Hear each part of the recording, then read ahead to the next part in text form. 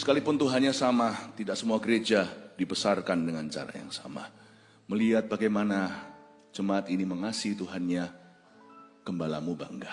I'm so proud of you. Bisakah Anda menyapa kanan kirinya, dimanapun GMS sekarang lagi streaming juga, tolong sapa saudara-saudara sekutu, seiman, sevisimu itu dengan rangkulan, dengan kecupan, tapi jangan sembarang cium. Cari orang yang kenal, kalau enggak ya cuman salaman. Ayo, God bless you. Good morning to you.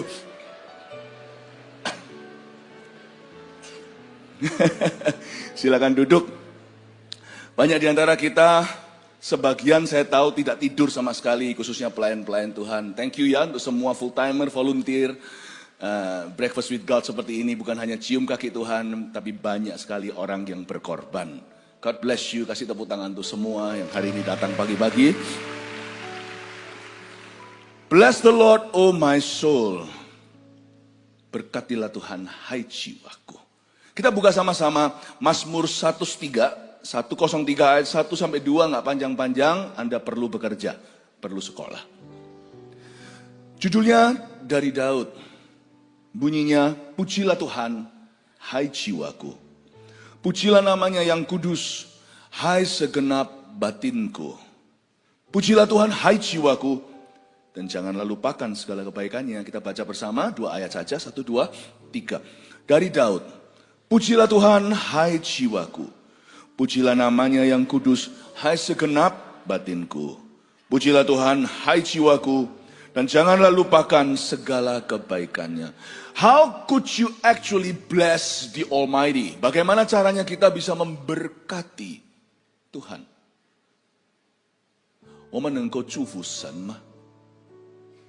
Bukankah berkat itu datangnya dari Allah? Emangnya Tuhan itu kekurangan apa? Bukannya justru sebaliknya, orang yang kenal Tuhan itu tidak kekurangan apa-apa. Tuhan adalah gembalaku, tak akan kekurangan aku. Tidak seperti pemahaman manusia, berkat itu materi. Oh, atau berkat itu memiutangi. Oh, gini loh Tuhan, Tuhan butuh apa? Nih, gua kasih. Atau, Tuhan kurang dipuji ya, ayo kurang dipuja, biar saya saja, ini aku akan memujimu. Malaikat tidak bisu. Tuhan itu tidak insecure. Ya, bahasa anak-anak generasi alfa lah, Tuhan itu demure. Tuhan itu cool, Tuhan itu keren, Tuhan itu chill. Nggak butuh nggak pujian kita, penyembahan kita yang pas-pasan, apalagi kuncinya yang seringkali meleset. You see, God created music, God created everything, God created praise. Tuhan menciptakan segala sesuatu alam semesta. Dia nggak butuh kau dan aku. Penginjilan, Tuhan butuh gereja untuk menginjili dunia. Come on lah, satu aja kasih Mikael, datang penampakan. Udah, taruh di langit California. CNN, BBC semua meliputnya. Dan berkata, Yesus adalah Tuhan, bukan Nabi. Beres sudah, seluruh bumi bertobat. Does he need you? Tuhan butuh uang kita? Enggak juga sih. Uang itu untuk kendaraan misionaris. Uang adalah hamba yang baik, tapi Tuhan yang jahat. Yang bisa berbuat baik, tapi kalau kita cinta uang, dia akan membuat hati jahat. Tuhan itu ambil resiko loh, percaya yang kita kasih kunci kerajaan sorga di tangan kita. Pada bisnismu, sekolah masa depanmu, keluargamu, pernikahan kita yang sekalipun sangat-sangat lama, mungkin beberapa sudah anniversary-nya 50, tapi tetap rawan namanya manusia. Kenapa Tuhan memilih untuk dimuliakan di dalam hidup kita ini yang semuanya pecah belah? Saya nggak ngerti, tapi Daud mengerti. Kita belajar dari dia. Mazmur 103 ini dari Daud. Tidak heran dia disebut a man after God's own heart. Dia adalah seorang yang mengenal hati Allahnya. Dalam bahasa Indonesia, seorang yang berkenan di hati Tuhan. Dia bukan dikenan, dia dikenan karena dia memahami hati Tuhannya. Kita belajar dari Daud. Dan kalimat pertama membingungkan. Itulah sebabnya saya mau ajak Anda bicara tentang poin ini. Pujilah Tuhan di bahasa Indonesia, dalam bahasa Inggrisnya bless the Lord. Bukan hanya memuji, berkati. Berkati Tuhan, hai jiwaku. Bless His holy name. Berkatilah namanya yang kudus, hai segenap batinku. Semerdu-merdu apa pujian malaikat bersama malaikat di surga. Waktu mereka menyanyi-nyanyi untuk Tuhan, kalau ada anak kecil yang menyanyi dan memuji di bumi ini, sekalipun nadanya nggak masuk kunci, masih juga pelat lafal-lafal katanya, Tuhan pasti seluruh malaikat di sorga, diam. Aku ingin mendengarkan anak ini untuk memuji. Semua serafim, semua kerub serubim, semua Gabriel, Mikael, dan namakanlah semua malaikat di sorga. Tuhan mau mendengar anak itu nyanyikan lagu yang tidak sempurna dari hati yang cinta. Pujilah Tuhan, hai jiwaku. Bless the Lord, oh my soul. Nomor 1, ya, berkatilah hatinya dengan cinta kita. Nomor 1 poinnya, keluarkan terima kasih. Ini maksudnya bless the Lord, oh my soul. Kenapa hai jiwaku kok bukan hai rohku? Saya ajak Anda untuk menyelami sesuatu yang agak dalam. Mestinya pujilah Tuhan, hai rohku. Karena di dalam roh kita tinggal kasih abadi. Tapi Tuhan tidak berhenti hubungan sama kita itu sampai kasih. Karena kasih Tuhan Allahmu itu perintah. Kita bisa lakukan dengan terpaksa. Makanya itu Daud memahami poin ini. Dia berkata, pujilah Tuhan, bukan hai rohnya. Rohnya tidak punya pilihan. Bahkan orang-orang yang membenci Tuhan suatu hari akan bertekuk lutut. Setiap lutut akan bertelut, setiap lidah akan mengaku Yesus adalah Tuhan. Lu gak punya pilihan. Allah itu daulat. Roh kita sudah diskakmat. Jiwa itu hak bebas. Jiwa, our soul, itu artinya bebas memilih. Tuhan tidak memaksa. Makanya orang bisa masuk surga, masuk neraka, jiwa orang bisa tersesat. Kita bisa memilih untuk mencintai Tuhan atau membencinya. Dunia kasih itu di alam roh kita. Dunia cinta itu di jiwa. Makanya Daud berkata, Tuhan, aku bukan hanya mengasihimu seperti orang Kristen yang lain. I don't only love you as they do, but I also like you. Do you like Jesus? Or do you just love him? Yesus menggiring Petrus sampai dia berkata, Yesus, aku suka padamu. Dia berkata, Petrus, Kefas, apakah engkau mengasihi aku? Do you love me? Do you agape me? Kau tahu Tuhan, 3 kali sampai nangis. Terakhir dia berkata, I feel you. Aku mencintaimu, I like you. Kelihatannya kayak kalah ya. Kayak seolah-olah turun pangkat, seperti downgrade. Tapi sebenarnya, Yesus suka. Ayat ini seringkali dikhotbahkan dari sisi filia itu inferior ke agape. Iya, karena agape itu kasih tanpa syarat. Ada orang yang mengasihi Tuhan, tapi nggak terlalu suka spend time sama dia. Loh, aku kasih sih kasih, takut apalagi. Tapi Tuhan itu menjadi panutan, tapi aku nggak bawa Tuhan. Kalau untuk perkara-perkara yang kusukai, aku lebih suka me time daripada time with Jesus. You see, cinta, saya ingin membawa pewahyuan ini ke gereja. Jangan berhenti sampai mengasihi Tuhan dengan segenap hatimu. Cintai dia juga. Biar jiwamu itu senang sama Tuhan. Aku mengasihi Tuhan, tapi baca Alkitab itu beban. Kasih sih kasih sama Tuhan. Ya aku tahu lah, aku tahu diri lah. Kita ini semuanya kan berhutang budi. Pelayanan, beban. Persembahan, perhitungan. Tapi kalau buat beli sepatu, beberapa orang kalau untuk sepatu brol-brolan. Untuk beli mobil, wah, nggak ada remnya. Untuk apa-apa yang dia suka, semua. Lu sama Tuhan kasih, tapi nggak sampai hobi. Paham maksud saya ya? Ada di antara kita tidak pernah menjalin persahabatan dengan papa mama. Jadi sama orang tua itu ya kasih sih kasih. Lu jangan bilang-bilang yang enggak tentang papaku lu. Anak bisa berkelahi. Tapi kalau anak itu mau bersenang-senang, lebih baik papa mama enggak ikut pergi. Dia mengasihi papanya, mamanya. Tapi dia enggak pernah berteman dengan papa mamanya. Enggak sampai di level cinta, seneng, suka itu enggak. Dia lebih seneng sama teman-temannya. Lebih suka sama teman-temannya. Harus seimbang lah. Tapi ini hanya ilustrasi. Paham maksud saya? Mengasihi orang tua ya iyalah, menghormati apalagi. Orang tuaku apalagi enggak cacat celah. Aku sangat-sangat menghargai. Tapi kalau untuk seneng-seneng, sorry ya, mendingan aku paling seneng itu sama teman-temanku, sama papa mama. Kalau bisa, kalian jangan ikut ya pak, jangan ikut ya ma. Jadi awkward. Banyak orang itu awkward sama Tuhan, meskipun mengasihi Tuhan. No, Abraham itu sampai taraf bersahabat loh. Maka dia disebut sahabat Allah. Sampai kongko itu sama Tuhan. Waktu Tuhan mau bakar Sodom dan Gomorrah, kebakaran satu kota, itu ngobrol dulu sama Abraham.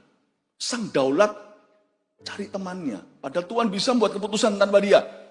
Tapi nggak bisa enggak. Karena dia adalah teman obrolannya. Dia adalah teman cicet, teman kongkoannya. Jadi Tuhan Yesus di perjanjian lama ketemu dulu sama Abraham. Bukan tanya menurut lu gimana. Bukan, tapi hey aku mau begini loh ya. FYI, for your information. Kamu harus tahu. Abraham berkata, Tuhan, tahu dirilah, enggak buddy-buddy, hey buddy, my buddy. Enggak sama Tuhan, best friend, tapi bukan buddy. Dia berkata, Tuhan, kalau ada 10 orang, Tuhan spare enggak? Kalau ada 50 orang, kalau ada 40, nego sampai 10. You see, do you have that relationship? What kind of church do you want build me? Tuhan tanya sama saya, akhir tahun kemarin waktu saya di PCM GMS Surabaya Timur. Gereja seperti apa yang akan kau bangun? Tidak semua gereja dibesarkan dengan cara sama. I am trying to train you. Semua pelayan-pelayan Tuhan sampai semua jemaat untuk jadi sahabat Allah. Siapa yang mau? Berikan tepuk tangan untuk Tuhan. Not all churches are raised the same. Even though the same God. Tidak semua gereja DNA-nya sama. Surga sama-sama kita tuju. Tidak semua gereja terbuat dari materi yang sama. Emas, kayu, atau jerami. This is the kind of church we want to build. Not the greatest, but the glorious. Haleluya. Berkatilah hatinya dengan cinta kita. 2. Pujilah Tuhan yang jiwaku kan. Pujilah namanya yang kudus. Hai segenap batinku. Katakan pujilah namanya yang kudus. Ini saya nggak perlu jabarkan. Anda yang tidak datang kemarin di kebaktian umum, waktu saya streaming, khususnya AOG kan juga sudah ada porsinya. Tetapi kalian juga bisa ekstra, dengarkan kebaktian 1-5 kemarin, saya banyak ngajar tentang PAW, Praise and Worship, bagaimana kita, gereja, Pondok Daud itu dipulihkan untuk memberkati namanya. Yaitu nomor 2, berkatilah namanya dengan pujian kita. Saya percaya di awal tahun ini yang pertama-tama Tuhan wahyukan adalah tentang puji-pujian. Sebab dia bersemayam atau bertahta di atas pujian kita. Kita ingin gereja kita itu segudang pemuji. Kita menjadi a people of praise. Tapi aku tidak pintar nyanyi. Ya sudah, saya tidak perlu jelaskan lagi. Dengarkan sendiri kemarin. Tidak ada hubungannya dengan suara merdu. Pujian itu tidak ada hubungan dengan suara merdu. Tetapi berhubungan dengan hati madu. Hati kita ada honey. Untuk memuji. Thank you. Intisari muji itu syukur. Bukan nyanyi, bersyukur dulu. Kalau hati itu bersyukur pasti bisa nyanyi.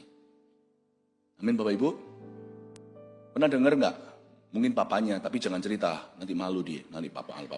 Papa saking senengnya mungkin ada rezeki di kantor atau ada kenaikan promosi. Wah di WC nyanyi. Wah padahal suaranya nggak enak. Tapi nggak tahu kenapa. Kalau kita nyanyi itu suara kita selalu enak di telinga kita. You see, kalau orang itu hatinya happy pasti nyanyi. Dia nggak peduli enak nggak enak. Ya, berkatilah namanya dengan pujian kita.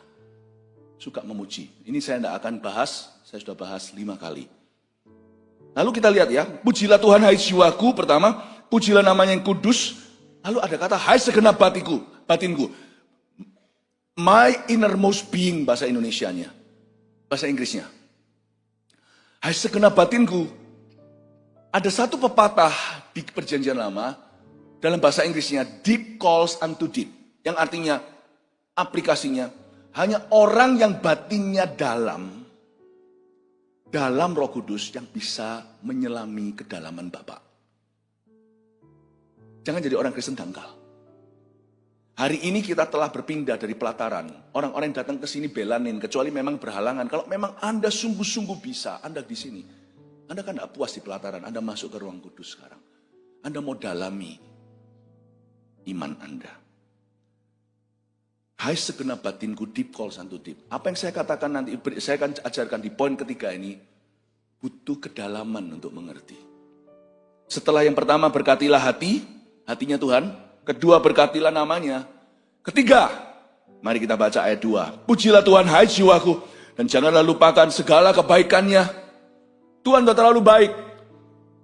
Segala berkat yang kita punya itu dari dirinya.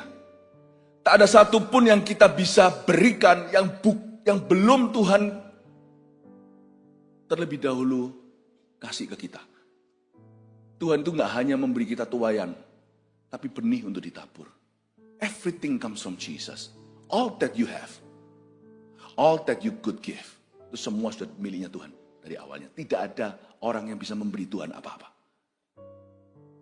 Namun demikian, saya ingin membawa Anda kepada sebuah kedalaman. Hai segenap batinku, I will not speak to your brain only, I will speak to your heart. Saya tidak akan bicara kepada kepala Anda, saya akan bicara ke hatimu, ke manusia batinia. Ketiga, poinnya, berkatilah kerajaannya dengan persembahan kita. Saya ingin kita untuk melihat poin ini dan saya jelaskan bagaimana kita bisa memberkati kerajaannya. Padahal kerajaannya itu maha kuasa, punya segalanya. Do you know that God has quote unquote needs? Tahukah Anda bahwa Allah kita yang punya segalanya itu dari waktu ke waktu setiap zaman punya tanda kutip, ya saya kasih kutip karena sesungguhnya Tuhan tidak butuh. Tapi tanda kutip, Tuhan itu di setiap waktu, setiap musim, dia punya kebutuhan. Dan kebutuhan itu dia buka lowongan, bukan karena dia perlu sesuatu, tapi karena dia memberi kita kesempatan. Tuhan tidak perlu kita untuk menyelesaikan proyeknya. Tapi karena Tuhan itu memandang kita. Dan dia menganggap kita anak. Dia kepingin kita itu terlibat. Partaking in His glory. Atau mengambil bagian dalam kemuliaan yang akan dinyatakan suatu hari. Tuhan ingin untuk memberi kita mahkota. Bukan hanya mahkota kebenaran yaitu keselamatan. Tapi mahkota kemuliaan yaitu upah di sorga. Bukan diiming upah maka kita memberi. Bukan diiming-imingi dengan reward, maka kita mempersembahkan. Tapi pandang kasihnya. Dia itu saking mengasihi kita, sampai-sampai dia paksakan cari-cari jalan untuk buka lowongan. Supaya dalam kanvasnya yang dia gambar, karya keselamatan, ada bercak-bercak nama-nama kita di sana. Padahal dia nggak butuh kita. Malaikat itu sudah antri kalau bisa, mimi, aku. Tapi Tuhan malah kasih pada manungso atau manusia. Tuhan punya kebutuhan. Saya kasih contoh. Saya bicara kepada manusia batinia Anda. Saya kasih contoh. Zaman Tuhan Yesus masih jalan di Galilea sebagai anak manusia. Bukan hanya selalu anak Allah. Ada yang namanya wanita narwastu. Itu pas. Timingnya itu loh. Uncanny bahasa Inggrisnya. Timingnya itu gak bisa diulang. Wanita narwastu ini beli parfum yang mahal yang dia mau kasih ke satu laki-laki yang akan jadi idamannya. Tapi dia lihat semua laki-laki zamannya belang semua. Hidung belang. Lalu dia mengenal Kristus sebagai juru selamat. Dia berkata, aku pecahkan parfum yang harganya setahun gaji ini. Apa yang ku harap-harap pada laki-laki tidak ku dapat. Tuhan yang memuaskan hatiku yang hampa. Dipecahkan. Ketika murid-muridnya khususnya Yudas protes, Tuhan berkata, loh orang miskin selalu ada di antaramu. Berapapun kamu tabur, berapa narwastu juga akhirnya habis. Dan tetap kemiskinan ada di dunia. Aku tidak selalu ada di antaramu. Dipecahkan. Dan Tuhan berkata, sampai kapanpun Injil diberitakan, perbuatan orang ini akan diingat, perbuatan wanita ini. Dan dia sedang mengurapi aku. Siapa bisa urapi Yesus? Bukankah dia itulah yang punya urapan tak terbatas? Tuhan malah mengaku berkata, dia sedang mengolesi, mengurapi aku. She is anointing me for my death. Untuk kematianku. Sorry, lowongan itu sudah tutup. Forever and ever, sampai surga tidak akan terbuka lagi. Karena Yesus tidak akan mati kedua kali. Kebutuhan itu sudah ada yang ambil. Siapa lagi coba? Kadang-kadang saya iri dengan keledai muda yang Tuhan pakai. Tuhan bilang, aku butuh kendaraan. Tuhan utus muridnya pergi ke kota Anu. Di situ ada keledai terbantun dengan anak keledai juga. Keledai hewan beban, tapi yang tidak pernah ditunggangi siapa-siapa. Yang grass baru, untuk Tuhan harus baru. Jangan kasih bekas. Lalu mereka ketemu. Orang yang punya kaget. Maling ayam ada, ini maling keledai. Sebelum mereka teriak, Petrus atau siapapun muridnya berkata, Tuhan membutuhkannya. Oh oke. Cuman satu kata, Tuhan membutuhkannya. Udah, diambil gitu aja. Keledai itu mahal. Zaman itu belum ada kendaraan. Keledai itu sama dengan mobil. Dikasih untuk Tuhan, untuk pelayanan. Untuk masuk ke Yerusalem, hosana, hosana. Saya yakin seluruh kuda di dunia yang ngerti dan paham penciptanya, semua protes keras. Kenapa Tuhan pilih keledai? Dan lowongan itu tutup. Semua kuda-kuda sekarang antri, nginden untuk kesempatan itu lagi, tidak diberi. Kita kalah sama keledai. Andai kata waktu itu Tuhan mau digendong, pasti ada seseorang yang pasti kita rela untuk menggendongnya kemana-mana. Tuhan pilih keledai. Sorry guys, kita didahului oleh donkey. Kita kalah sama ikan. Ikan-ikan itu untuk menjadi cerita Injil, mereka jadi martir. Mereka lari mereka semuanya renang cepat-cepat seperti lomba olimpiade hanya untuk masuk ke dalam jalannya para murid-murid Yesus. Hanya karena Yesus mengucapkan sepatah kata, tebarkan ke kanan. Dan mereka tahu bahwa ini akan menjadi cerita Injil yang memberkati seluruh bumi sepanjang zaman sampai Tuhan datang kembali. Ini akan menjadi inspirasi gereja perjanjian baru. Tentunya ikan-ikan itu insting, tidak pakai pikiran. Tapi saya mencoba untuk mengorangkan mereka dalam bahasa yang bisa dimengerti. Itu semua ikan berlomba-lomba masuk ke jala. Secukupnya sampai kapasitas mereka itu berjubel-jubel untuk mati bagi Yesus. Supaya ada cerita penangkapan ikan yang ajaib. 153. Kita kalah sama ikan. Lowongan itu sudah tutup karena Yesus tidak lagi di atas perahu di Danau Tiberias. Dan rasul-rasul sudah tidak menjadi nelayan. Penjala ikan sudah tiada. Maksudnya dari golongan rasul-rasul anak domba. Sudah nggak ada lagi. Sekarang mereka sudah menjadi penjala manusia. Masih ada lowongan untuk mendukung penjala-penjala manusia. Berikutnya, siapa lagi coba? Selain ikan, keledai, kita ini kalah terus nih. Tempat perjamuan. Itu orang yang punya space, punya tempat, punya restoran itu. Itu loh loteng atas tempat Yesus perjamuan kudus. Sebelum dia ke Getsemani dengan murid-muridnya lalu diserahkan oleh Yudas. Tempat perjamuan itu kan juga murid-muridnya disuruh berjalan di depan, beritahu Tuhan membutuhkan tempat ini. Kapan? Malam tertentu, malam ini. Kita mau makan di sini. Dikasih untuk Tuhan tempat itu. Di tempat itu Yesus nyanyi. Kalau Anda baca di kitab Injil, sebelum akhirnya hengkang pergi ke Getsemani. Dan di tempat space restoran, ini restoran, tempat itu juga tempat yang nantinya, aduh kita itu terlanjur didahului. Ya apa boleh buat, itu 2000 tahun lalu, kita belum lahir. Memang kalau belum lahir ya kesempatan itu memang sudah tidak ditakdirkan untuk kita. Tahu nggak? Tempat restoran itu nantinya menjadi tempat para rasul. Kunci pintu, nantikan Roh Kudus 120 lidah api di atas kepala. Itu orang yang punya tempat restoran tanpa nama, kita nggak tahu itu siapa. Ada beberapa spekulasi yang berkata itu adalah milik keluarga Markus, Yohanes Markus, kemenakan Barnabas.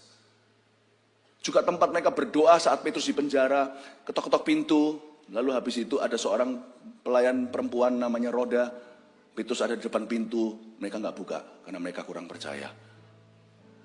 Karena saya pikir ya, tempat itu sudah tidak bisa karena Yesus sudah tidak lagi ada di sana secara fisik.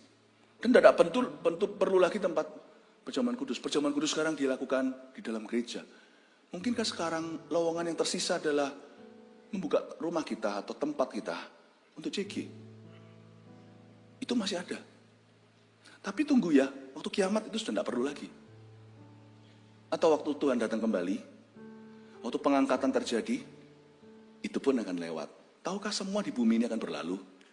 Kesempatan itu raihlah, karena tidak akan datang dua kali.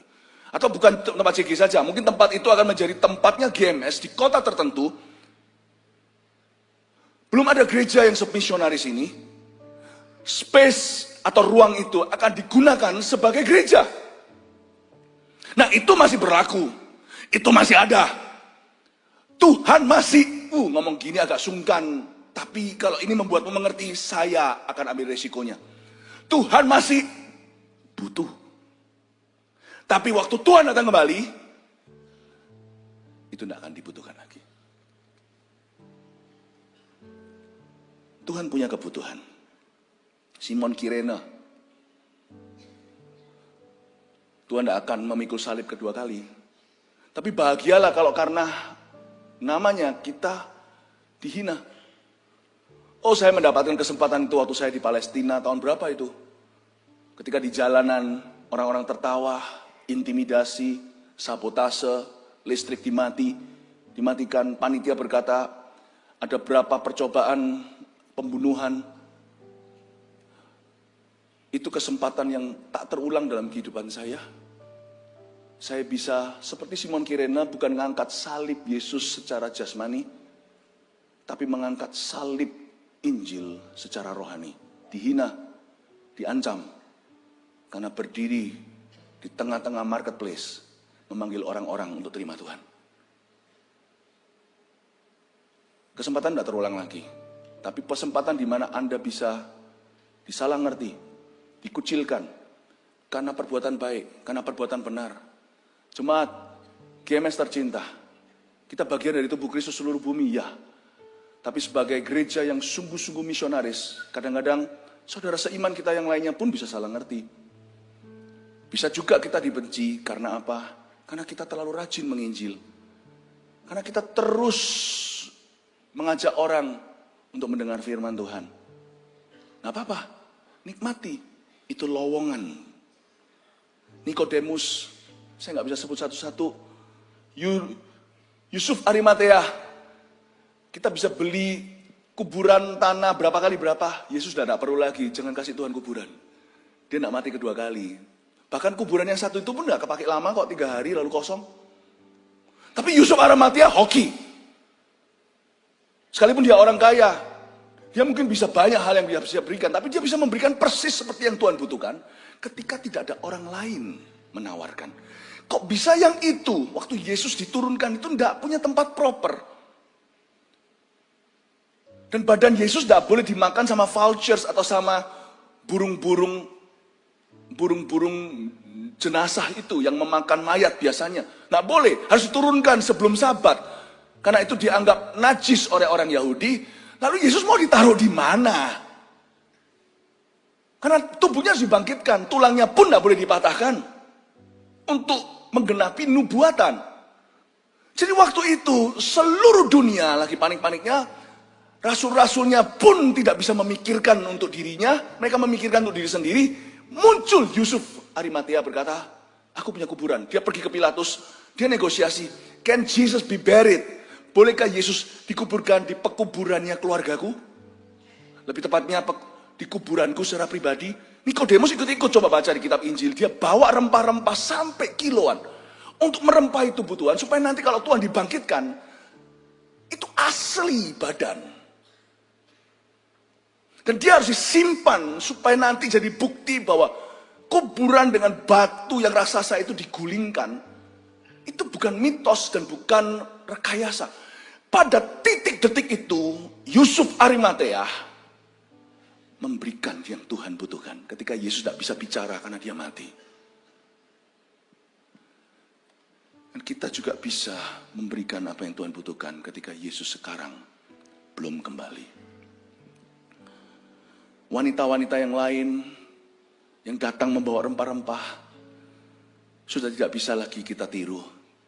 Karena Yesus sekarang sudah bangkit dari maut. Dia bukan jasad, dia bukan lagi mayat. Pada hari ketiga dia bangkit kembali. Yang bangga Yesus sudah bangkit dan dia akan datang kembali. Kasih tepuk tangan untuk Tuhan. Poin ketiga, berkatilah kerajaannya. Kerajaannya masih punya kebutuhan. Dengan persembahan kita. Lewat gereja kita terus memperlebar kerajaan Tuhan. Lewat penginjilan itu yang terutama.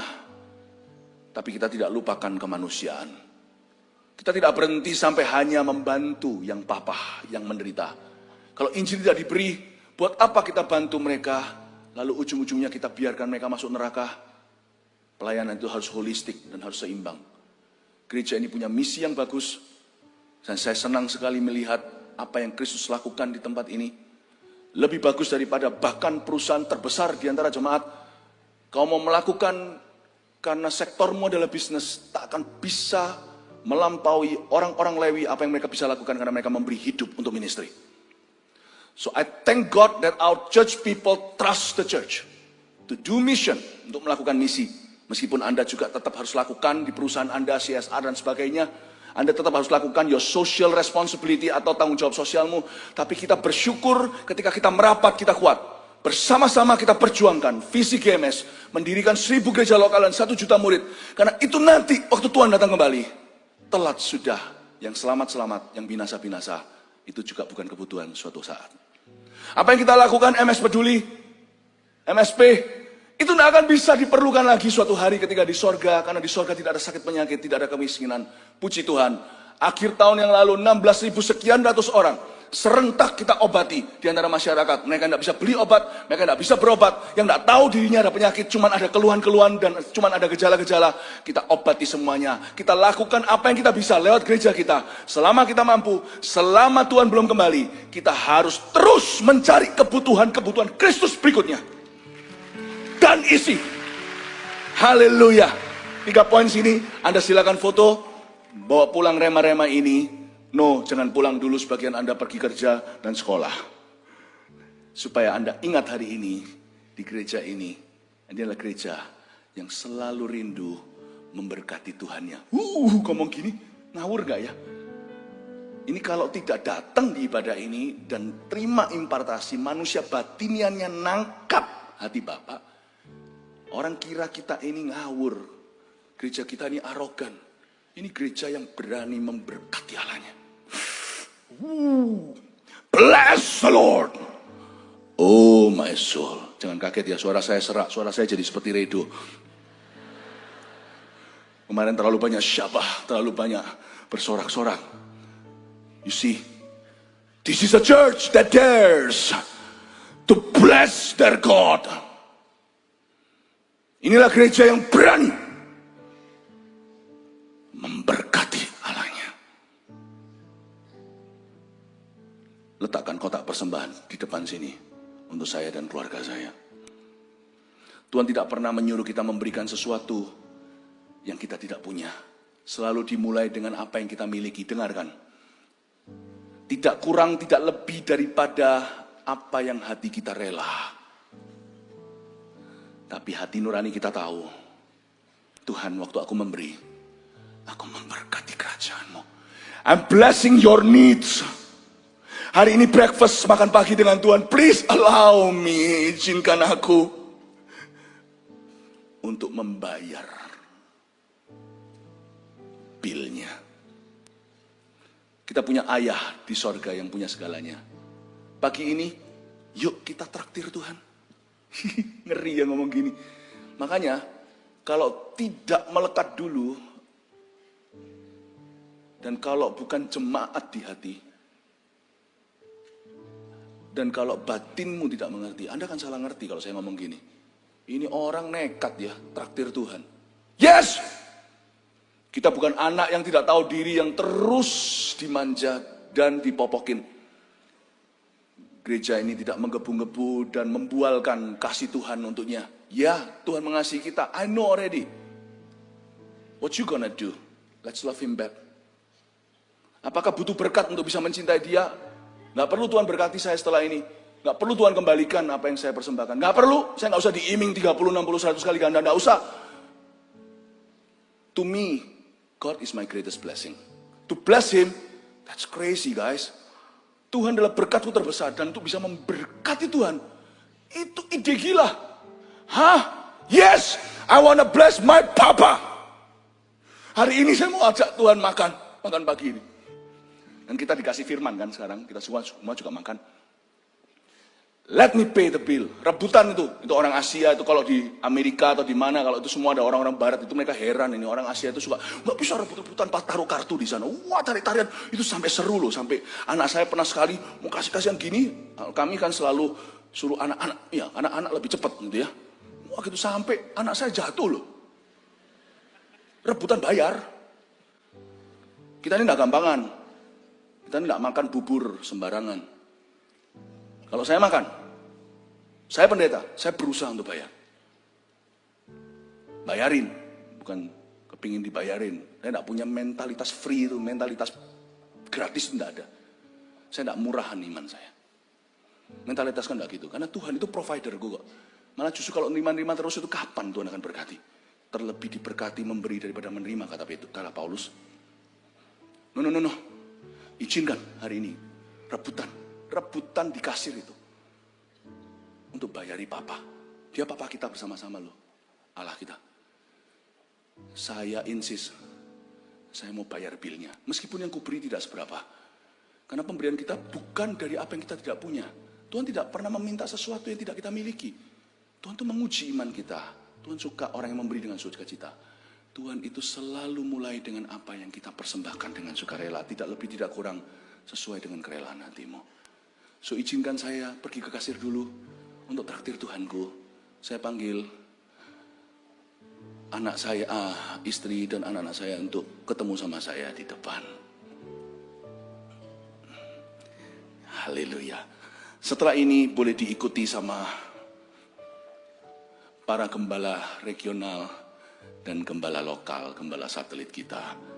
Bukankah di gereja ini semakin atas harus semakin teladan? Lah Pak?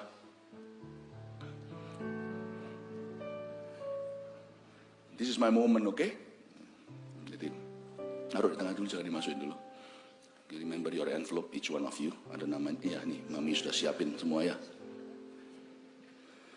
Let's make a commitment.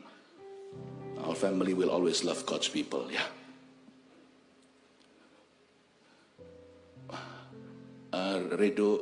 Pito matikan kuncinya, nanti ngikuti. Saya masuk sembarang nanti. Lord, humbly I ask you, give us the privilege and the honor of fulfilling your needs. Kebutuhanmu yang masih ada di dunia ini. Sebenarnya Tuhan tidak makan persembahan. Semua ini akan berakhir untuk membantu umat manusia. You know you are so beautiful. Sebagai imam pada keluarga dulu, sebelum imam kepada gerejamu, I want to just say to you, you are so beautiful, Lord. Beautiful, beautiful. Jesus is beautiful. Jesus